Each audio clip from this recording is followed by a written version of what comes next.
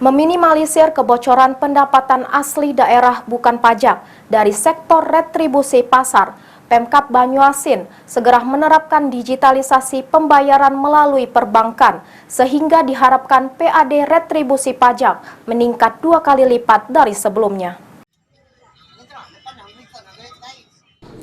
Meminimalisir kebocoran pendapatan asli daerah bukan pajak dari sektor retribusi pasar, Pemkab Banyuasin segera menerapkan digitalisasi pembayaran melalui perbankan dan alami peningkatan 2 kali lipat.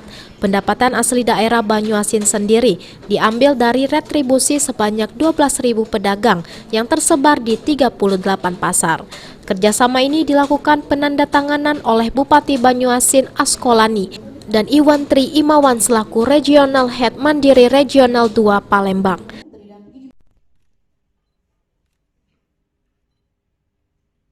Nah, kerjasama hari ini kita lebih ingin membuka ruang yang seluas-luasnya kepada Bank Mandiri untuk berpartisipasi dalam rangka pembangunan pada masyarakat. Dan dengan adanya Bank Mandiri ini saya kira masyarakat kita sangat terbantu sekali di bidang sektor pembiayaan, pendanaan di bidang-bidang usaha-usaha dan semua usaha ya Pak, ya, betul.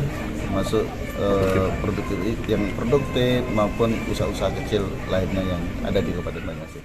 Selain bekerja sama dalam bentuk pembayaran retribusi pasar, Bank Mandiri juga telah menyalurkan dana KUR di Kabupaten Banyuasin sebanyak 92 miliar rupiah yang banyak diserap pelaku UMKM dan perkebunan. Di Sumatera Selatan paling besar adalah di perkebunan dan pertanian.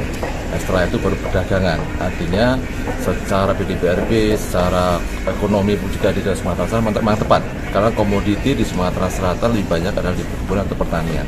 Jadi kami salurkan memang kepada sektor yang menjadi keunggulan di Sumatera Selatan. Thank you, Pak. Sulaiman, PAL TV.